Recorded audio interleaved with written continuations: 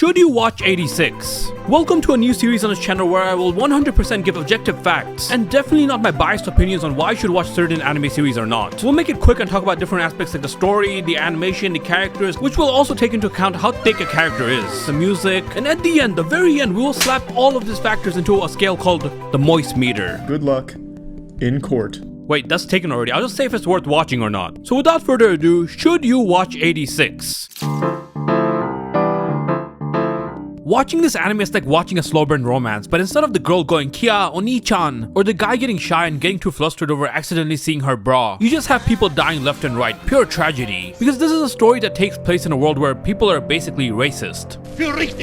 And this girl Lena is one of the only non-racist person amongst these silvered-haired races that sends out the inferior non-silvered-haired race to fight for them in the front lines, while they cowardly hide behind walls, until of course they've had enough. And our MC Lena helping the so-called inferior race and the other MC Shin attain freedom through epic mech fights and politics. And you know what? That slow burn of a tragedy is the most rewarding experience I've felt because of where it leads to. It was like someone was tickling my balls throughout the entire show, and right at the final moment, at the very end, I was finally able to experience what you would call a climax. Genuinely shed some tears out of pure happiness. Lots of undertones to war and social politics and whatnot, parallels to our real world. You get to see the world, the event, and the story itself unfold in the perspective of these two main characters from different social standings. One full of hope and idealism, and the other who's just tired of everything, given up on the world. And it's something you genuinely have to be patient for.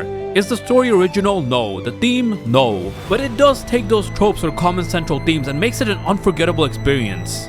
But that could be a deal breaker for some of you, I guess, like these guys. Bro, it was shit. But when they like spoon feed it to you, like, racism bad, huh? Huh? Here comes the airplane. Yeah, it's like, oh, racism, and it's like, all right, I get it, right? Funny enough, it shares some similarities to ReZERO, but done significantly better. And even funnier that Hiroyuki Sawano did the music for both the series about mecha racism. For some reason, mecha and racism just go hand to hand. I mean, just look at Code Geass. Anyways, that brings us to the next part.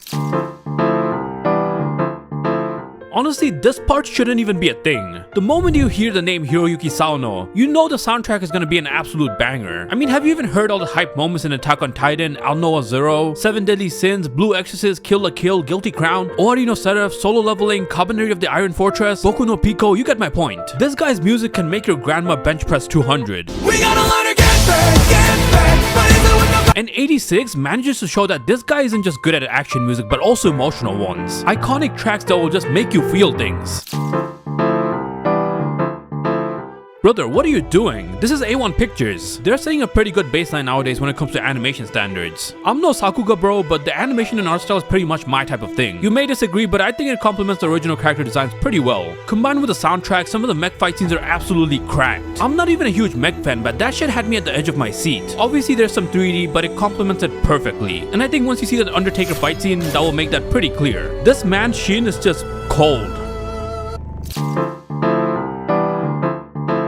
And this is where I think the story truly shines. A wide range of characters and amazing voice actors and actresses that are genuinely one of the best things to follow. For obvious reasons, watching them for 24 episodes makes you realize how attached you get to these characters, learning their stories, their past, their present and future, the meeting of certain characters. I've pretty much got a parasocial relationship going on with these characters on my screen, and all the characters have fun and quirky personalities of their own, from serious to goofy, and the situations they get put in at times makes you empathize with them so much. I'm telling you, man, it will be hard not to tear up, or at least get close to it. Also, I can't forget to glaze my glorious queen Lena. This is what perfection looks like. Okay, I just realized in the context of the story this sounds pretty racist, but just to reassure you guys, I don't mean it that way at all. It was perfect. Perfect. Everything, down to the last minute details. They knew what they were doing here. Now, getting back to the main question after all this yapping, this anime is not for everyone, but it is for most people. Lots of info dumps if I haven't made that clear, but once again, it is a rewarding journey, so for me, it's a yes. You should most definitely watch 86. Okay, bye. Make sure to subscribe and like. Peace. Do it for Lena.